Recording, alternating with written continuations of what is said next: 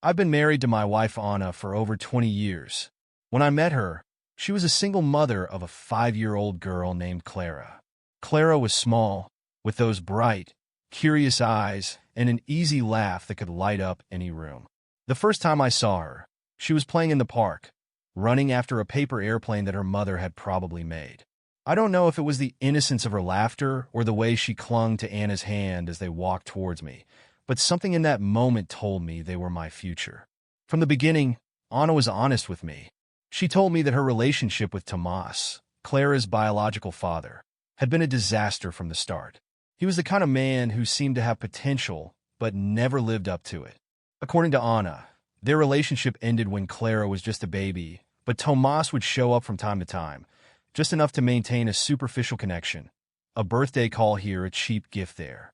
Clara always got excited whenever he appeared, even though Anna tried not to fuel too many expectations. When Anna and I started to get serious, she made it clear that Clara was her priority.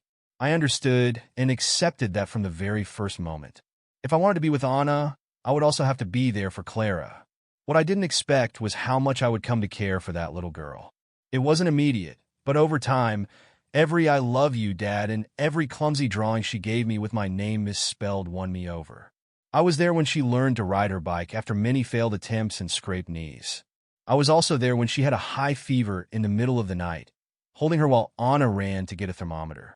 When she had her first school presentation, I was the one who helped her rehearse her poem over and over until she memorized it perfectly. She was nervous that day, trembling behind the auditorium curtains. But I remember how her eyes searched for me in the crowd as she recited, as if she needed to make sure I was there. I was always there. Tomas, on the other hand, was always a background character. He would appear intermittently, and when he did, he used to bring grand promises that he never kept. He'd say things like, "Next summer I'll take you to the beach," or "I'll buy you that bike you want." But in the end, it was all just words. Clara used to cry when those promises didn't materialize, and I ended up being the one to comfort her. I didn't want to be the reason she lost hope in her biological father. As Clara grew up, our relationship strengthened even more. I was always the one who attended her school meetings, who helped her choose her prom dress, who sat in the stands cheering her on at her sports competitions. She called me Dad, and although I knew I wasn't her biological father, I always felt she meant it sincerely. That's why, when it came time for her to go to college, I didn't hesitate to support her. I covered most of the costs: tuition, books, even the rent for her small apartment. It was a financial sacrifice, but I didn't care. I wanted her to have the opportunities one never had. Tomas, for his part, remained inconsistent. Occasionally he would call, saying things like, "Your dad is proud of you," but he didn't contribute financially or actively participate in her life. When Clara graduated, I remember how she approached me after the ceremony, tears in her eyes, and said, "Thank you, Dad, for everything. I couldn't have done it without you." At that moment, all the effort, all the sacrifice seemed worth it. So when Clara announced her wedding to Andres, her boyfriend of several years, I felt genuinely excited. I thought about how symbolic it would be to walk her down the aisle, how that moment would reflect everything we had shared. I never said it out loud, but I assumed that honor would be mine. After all, I had been there for her at every important stage of her life. I had been her father in every way that truly mattered. The first few weeks after the announcement were full of excitement. Clara talked about her dress, the flowers, the music. I, as always, offered my help. I paid for part of the reception, contributed to the dress, and offered to cover some additional expenses. I never expected anything in return, but I did believe that I would have a special place during the ceremony. And then came the invitation. I remember opening the envelope with a smile, expecting to see my name somewhere prominent. But what I found was a cold, formal list. My name wasn't mentioned beyond being a simple guest. And what was worse, Clara had asked Tomas to walk her down the aisle. At first, I thought it was a mistake, an omission, but when I talked to Clara about it, her response was a bucket of cold water. "There's only one biological dad," she said, "and this is a moment I've always wanted to give him." I don't know if I can accurately describe what I felt at that moment. It was as if someone had taken all the years of sacrifices, of love, of effort, and tossed them aside as if they meant nothing. But the worst part wasn't the decision itself, but the indifference with which she said it, as if it were obvious, as if she had never considered another option. The wedding day was one of the most humiliating days of my life. I arrived early in a suit I had made for the occasion. I sat among the guests, watching as all eyes were on Tomas as he walked Clara down the aisle. I listened to the speeches, waiting in vain for someone to mention my name, some acknowledgement for everything I had done. But nothing. I was invisible. It was at that moment that something inside me broke. A part of me, the part that had always been willing to sacrifice, simply shut down. I didn't know it at the time, but that was the beginning of a change that would alter everything. Update 1. A month has passed since the wedding, but the wound is still fresh, as if everything happened yesterday. I've tried to move on, to focus on work and other things, but every time I close my eyes, I go back to that moment when I saw Clara walking arm in arm with Tomas towards the altar. Her smile was radiant, as it should be for any bride on her big day. But for me, that image is tinged with bitterness. Not because I don't want Clara to be happy, but because at that moment I realized that for her, I was dispensable. The first week after the wedding, Clara and Andres went on their honeymoon. According to Anna, they had chosen a luxurious destination, a week at a beachfront resort with paradisiacal views and first-class amenities. I didn't ask too much because, honestly, I felt incapable of participating in conversations about something that symbolized the breaking point of our relationship. What I didn't expect was what happened when Clara returned. She had barely unpacked her bags when she called me on the phone. At first, her tone was light, almost as if nothing had happened. She told me about the honeymoon, the beaches, how Andres had organized a surprise dinner under the stars. I listened in silence, responding with monosyllables as I struggled to maintain my composure. But then the conversation took a turn that, in retrospect, I should have anticipated. "Dad," she said, with a familiarity that hurt me more than I'd like to admit, "I wanted to ask you a favor. There were some unexpected expenses on the honeymoon, and well, we're a little tight. Do you think you could help us with some money to cover it?" For a moment, I was silent, processing what I had just heard. There was something in her tone that was disconcerting, almost as if she assumed I would simply say yes without questioning it. After all, that's how it had always been. I was the one who solved the problems, the one who put up the money when needed, the one who sacrificed whatever it took for his daughter's well-being. But this time, something inside me rebelled. Maybe it was wounded pride, or maybe it was the accumulated weight of years of feeling underestimated. All I know is that for the first time, I didn't feel obligated to say yes. "I'm sorry, Clara," I replied calmly, although my heart was pounding. "I can't help you this time." There was silence on the other end of the line, and I could imagine her expression, a mixture of surprise and confusion. "Why not? You've always helped us before," she finally said, her tone bordering on disbelief. I took a deep breath before answering, "Because I think it's something you should discuss with Tomas. He's your real father, isn't he? Maybe he can help you." The silence that followed was long and heavy. Finally, Clara murmured, "I understand," before hanging up. There was no argument, no shouting, no reproaches, just an abrupt ending that left a strange emptiness in my chest. Later, Anna confronted me. She told me I had been cruel, that I couldn't just abandon Clara when she needed me. I explained to her that it wasn't about money, but about respect. "I was there for her for over 20 years, Anna," I said, and the day she had the opportunity to acknowledge that, she decided it wasn't enough. I can't continue to be her backup plan when things don't go her way. Anna didn't understand. For her, blood always weighs more, even when that blood contributes nothing more than empty promises. The argument ended in silence, but since then, something has changed between us. There's a constant tension, an invisible space that wasn't there before. Clara, for her part, didn't contact me directly again after that call. I learned through Anna that Andres was upset because I had left Clara alone in a difficult moment. Apparently, Tomas was, as always, completely absent. Not a message, not a call, nothing. I guess Clara is finally seeing reality. But that doesn't change what she did or how she made me feel. That night, while I was alone in the living room, I mentally reviewed all the times I had been there for Clara, all the times she had called me dad with a smile on her face. And I realized something. I always thought that title was a choice, an acknowledgement that I had earned my place in her life. But now I wonder if it was just another word for her, something she said because it was convenient. It's a feeling I don't know if I'll be able to overcome, but one thing I do know is that this time, I won't be the one who always gives, because honestly, I don't know if there's anything left I can give.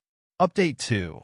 3 months have passed since the wedding, and although I have tried to stay distant, the drama seems to follow me. It hasn't been easy, especially since Anna keeps trying to fix things between Clara and me. Every time the subject comes up, she looks at me with that mixture of disappointment and pleading, as if she expects me to retract, to go back to being the man who always said yes, who never said no. But what Anna doesn't understand, or doesn't want to accept, is that something inside me changed that day, and I can't just go back to the way things were. Since that call where I refused to help Clara with her honeymoon, our relationship has been reduced to nothing. She hasn't looked for me, and although that hurt at first, now I see it as a relief. No more requests for money, no casual messages that disguise some need. However, what has surprised me is how quickly problems have begun to arise in her marriage to Andres. I learned about this from Anna, who, as expected, is still in constant contact with Clara. One afternoon while we were having dinner, Anna let out an exaggerated sigh before blurting out, "Clara is having problems with Andres. It seems they're going through a rough patch financially." I didn't look up from my plate, but inside I already knew where that conversation was going. Anna continued, as if not noticing my lack of interest. Apparently, Andres lost his job a few weeks ago, and now they're having trouble paying the rent on their apartment. It's a complicated situation. I didn't say anything. I took a sip of water and continued eating in silence. Anna, frustrated by my lack of reaction, finally blurted out what she really wanted to say. "Don't you think we should help them? She's our daughter, after all." I sighed and put my fork down on the plate. "Anna," I said in the calmest voice I could muster, "I'm no longer her father. That place, according to Clara, belongs to Tomas. So if she needs help, she should go to him." Anna looked at me as if I had said something unforgivable. "How can you be so cold? Clara has always counted on you. You can't turn your back on her now." "Cold," I replied, letting out a bitter laugh. Cold is what she did at her wedding. Because honestly, that's what it felt like. Cold and invisible, as if I hadn't spent 2 decades being the one who was there for her. If she wants Tomas to be her father in the important moments, then he can be her father in the difficult ones too. The conversation ended there, with Anna getting up from the table angrily and taking her plate to the sink. That night we slept in silence, each on our side of the bed, both facing opposite directions. It hurts me that this situation is affecting my relationship with Anna, but I can't continue being the same man who gives and gives without receiving anything in return. Despite everything, Clara didn't take long to look for me, although not directly. A week after that conversation with Anna, I received a message from Andres. It was short, but the tone of the message was laden with desperation. It said something like, "Hi, it's Andres, Clara's husband. I wanted to talk to you about something important. Do you have time?" I didn't answer immediately. I let the message stay there unread, like a constant reminder of how things had changed. I read it several times throughout the day, considering my options. What could Andres want from me? I already knew, of course. It wasn't hard to imagine. Money, always money. In the end, I decided I had nothing to lose by listening to what he had to say. So I agreed to meet him at a local cafe. When I arrived, Andres was already sitting at a table in the corner with an untouched coffee in front of him. He looked nervous, fidgeting with his foot restlessly under the table. I approached and sat across from him without saying a word. I waited for him to break the silence. "Thanks for coming," he finally said. Although his tone wasn't grateful at all, it seemed more like an empty formality, something he had said because he felt he should. "I know things have been a little tense between you and Clara, but, well, we're going through a difficult time, and I thought maybe you could help us." There was the inevitable request. I looked at him calmly, showing no emotion. "What do you need?" I asked, even though I already knew the answer. "Well," he began, looking down at his coffee as if he hoped to find the words there, "Clara and I have had some financial problems since the honeymoon. I lost my job recently, and now we're behind on rent. If we don't pay in 2 weeks, they'll kick us out of the apartment. I nodded slowly, letting each word sink in. Then I asked him something he apparently hadn't expected. Have you talked to Tomas? Andres looked up, clearly baffled. Tomas? No, we haven't talked to him. Clara thought that you could help us. You've always been there for her. I smiled, but not in a kind way. It was a bitter, almost ironic smile. Exactly, I said, leaning forward. Who has been the real father in her life? She chose Tomas, so no, Andres, I'm not going to help you this time.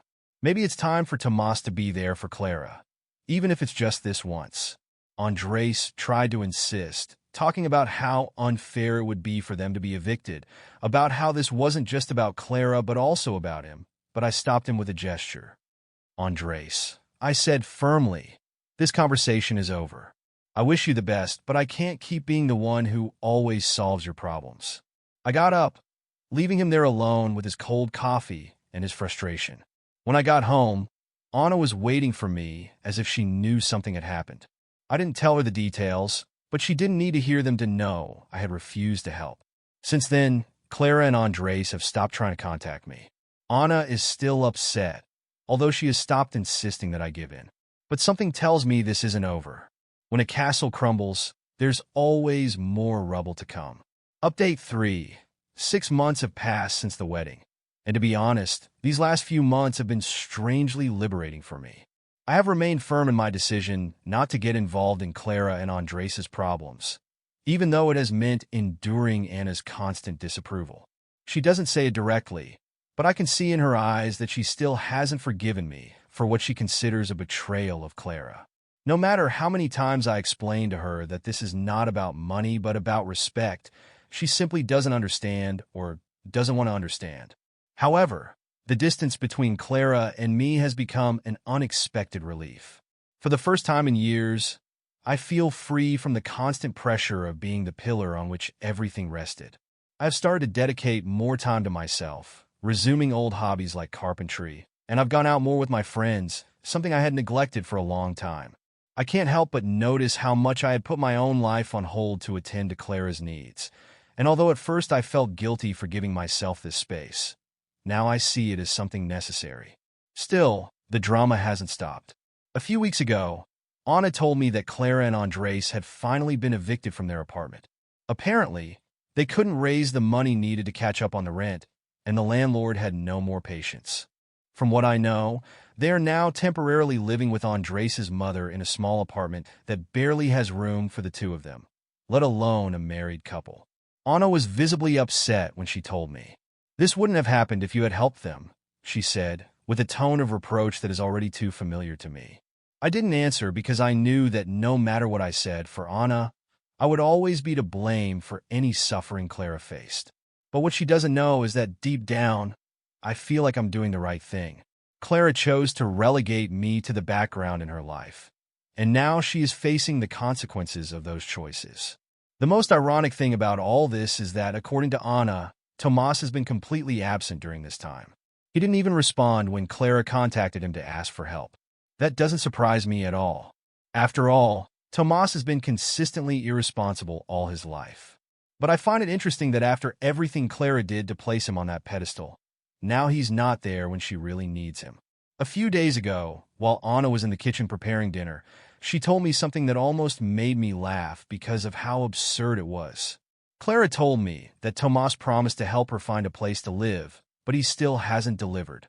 He says he's waiting for his finances to stabilize. I raised an eyebrow and looked at her in disbelief. And Clara still believes his promises after a lifetime of disappointments? I asked, not with annoyance, but with genuine curiosity. Anna sighed and looked at me sadly. He's her father, she simply replied, as if that explained everything. That conversation left me thinking. For years, I tried to fill the void that Tomas had left in Clara's life, but now I wonder if it was always in vain. Maybe for her, the biological connection always weighed more than actions. Maybe I could never compete with the simple fact that Tomas is her biological father, no matter how absent or irresponsible he has been. A week ago, Clara finally contacted me, although this time it wasn't to ask for money, which honestly surprised me. She sent me a message asking me to meet with her, saying she wanted to talk about some things. I hesitated a lot before answering, but in the end, I accepted. I was curious to know what she could want after so long. We met in a nearby park, a place we used to go when she was a child. Clara arrived before me and was sitting on a bench, fidgeting with her hands in a way that betrayed her nervousness. When I approached, she stood up and gave me an awkward hug, one that I didn't feel was genuine, but which I accepted out of courtesy. We sat down, and for a few minutes there was an uncomfortable silence. Finally, she started talking, although not directly about what she had called me there for. She told me about how difficult it had been to adapt to living with Andres' mother, about the friction they were having as a couple, about how much she missed having her own space.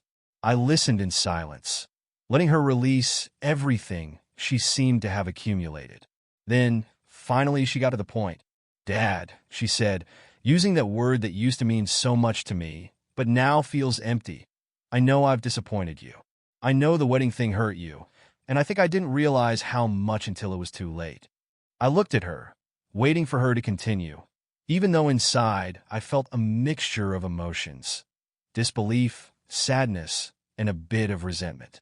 Clara took a breath before adding, "I just want to say that I'm sorry about how things turned out between us. It was never my intention to make you feel replaced." "But you did," I replied calmly, although my words were firm. "And it wasn't just at the wedding, Clara. It was every time you chose to ignore everything I did for you. Every time you chose to see Tomas as something he never was. You say you didn't want me to feel replaced, but honestly, I never felt like I was in that place to begin with." Clara lowered her gaze, visibly affected by my words. I don't know if she expected me to simply accept her apologies and go back to the way things were, but the truth is that was no longer possible. There are things that, once broken, cannot be repaired. The conversation ended shortly after, and when we said goodbye, she told me that she hoped we could rebuild our relationship over time. I didn't answer, not because I don't want that to happen, but because I'm not sure if it's possible. Clara didn't just break my heart, she also damaged something deeper: my trust in her. Update 4.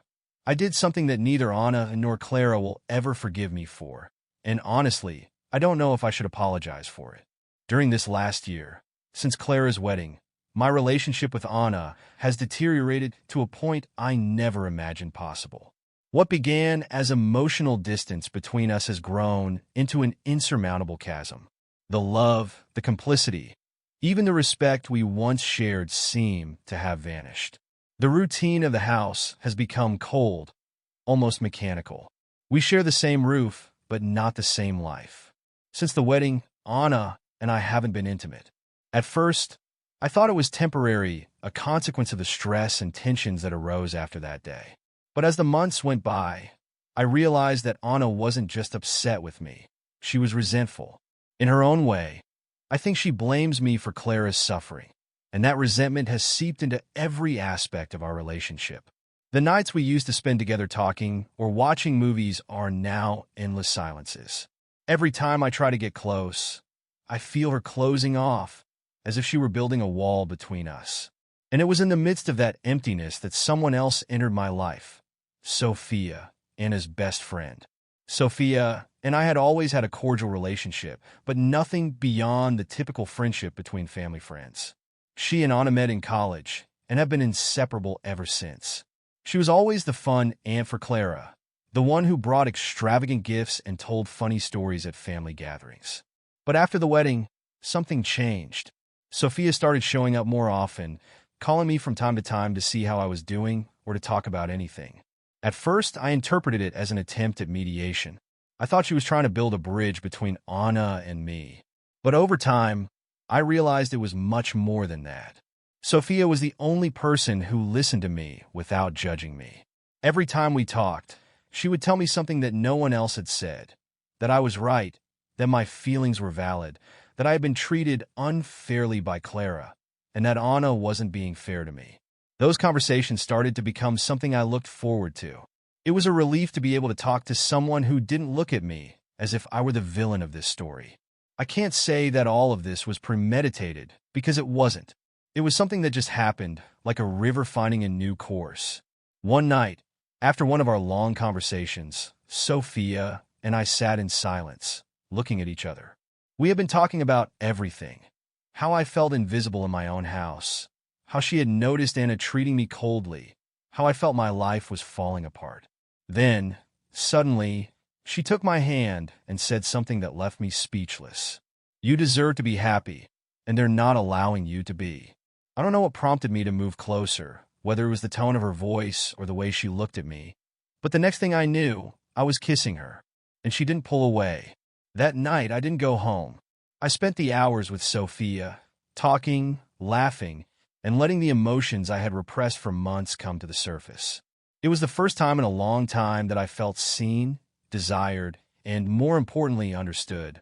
Since then, Sophia and I have maintained a relationship that I know many would condemn, but I can't regret it. She has been my refuge in the midst of chaos, the only person who has given me a break in this hellish year. I know what I'm doing is wrong, but I can't help but feel that it's also something I needed. With her, I've found something I lost with Anna a long time ago: connection. I don't know how much longer I can keep this a secret. Anna suspects something is going on. I notice it in the way she watches me when I arrive late or when I leave the room to answer a message. But so far, she hasn't said anything. For her part, Sophia is also dealing with the guilt of betraying her best friend. Although she has told me that she doesn't regret what we have done, I know this situation can't last forever. Eventually, Anna will find out, and when that happens, there's no turning back. But for now, I can't think about that. All I know is that for the first time in a long time, I don't feel completely alone. Does this mean I've abandoned my marriage? I don't know. A part of me still wants to save what's left, but another part feels that it's already too late, that what Anna and I shared is irreparably broken. And in the meantime, Sophia is there, reminding me that there is still some life to live, something beyond the silences and resentment that have filled my home. Final update. 2 years have passed since the chaos that swept through my life, and now, looking back, it all seems like a distant storm. Although its traces are still fresh in my mind, I have rebuilt myself in some way, although I don't know if I'll ever be able to repair the damage I caused or what I lost in the process. Anna and Clara have cast me out of their lives, and my relationship with both of them has been completely shattered. But in their own way, they also freed me. When I finally made the decision to confess everything to Anna, her reaction was as I expected, only more intense than I had imagined. The moment happened one night after Sophia and I had stayed in my apartment to talk about our future. While she was in the kitchen making coffee, I was sitting in the living room, thinking about what I should say. I knew I couldn't keep hiding the truth, not from Anna or myself. I found her at the entrance of the house, almost as if she were waiting for me. I saw that look of anguish in her eyes before I could say anything. She spoke first. "What is this about? Please, I've seen you different, distant. I know there's something else, something you're not telling me." My words came out all at once, like a confession I had been keeping for too long. Sophia and we've been having a relationship for months. Ever since all this started, she's been there for me. She understood me when no one else did. At first, Anna didn't say anything. Her face went from confusion to anger with disconcerting speed. I can still see her face, the mixture of disbelief and pain, as if she were trying to assimilate what she had just heard. It was at that moment that the first words came out of her mouth, harsh and cutting. "So all this time we spent together, you're telling me that you didn't care about anything we shared? That everything I did for you, everything we sacrificed, meant nothing?" I remained silent, unable to defend myself. Everything I had done had been to keep my home, my family intact, but I didn't succeed. In the end, Sophia was the person who listened to me, the one who gave me the understanding I needed, not Anna. "You know the worst part of all this, Anna?" I said, my voice breaking. "The worst part is that while you were trying to save Clara, I lost myself. I lost myself, and you didn't see me either. We lost each other." That's when she screamed. She did it so loudly that it hurt. "What you've done to yourself, what you've done to us, is unforgivable. How could you do this to our family?" At that moment, Clara walked through the door, and it was as if the air became thick. She already knew, of course. At some point, Anna had told her. I could see the anger reflected in her eyes, but there was also something else, sadness, disappointment. Clara approached and, in an icy tone, said, "I thought you were better than this. But it seems you never cared. You were never my father. The one who raised me was nothing but a facade.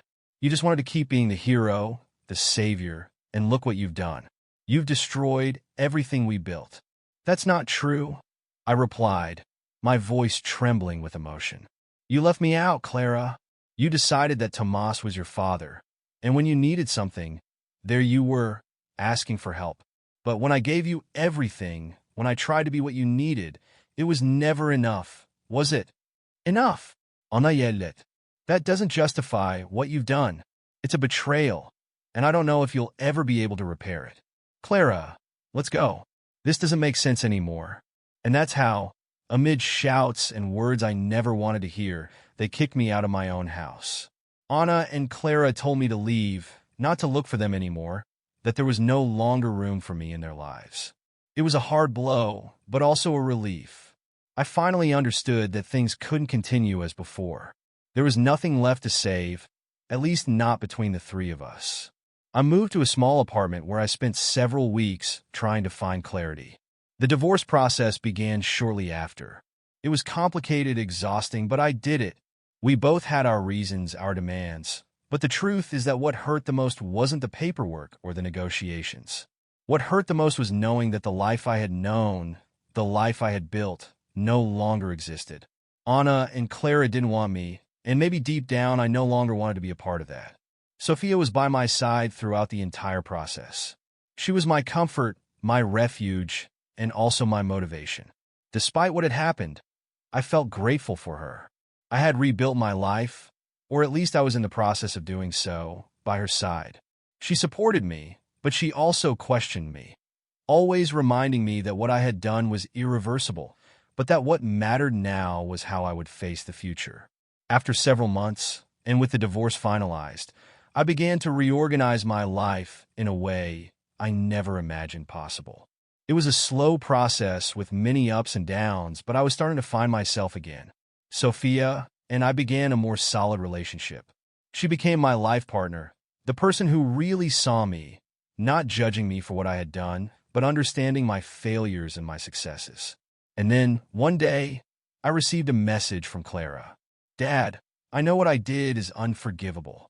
I know I failed you, and I know I hurt you. But I want you to know that you will always be my father, the man who gave me his love and his time. I'm sorry for everything that happened. I know it will never be the same, but you will always be my father, and I will always love you." I don't know what to think about it. It may sound cruel, but I didn't answer right away. The wound that Clara opened inside me doesn't close easily. And although I appreciate her repentance, I can't simply forget everything that happened. I don't expect things to go back to the way they were, but maybe at some point I can find peace. And in the meantime, I know that the most important thing is that I'm finally rebuilding my life, no matter what I've left behind.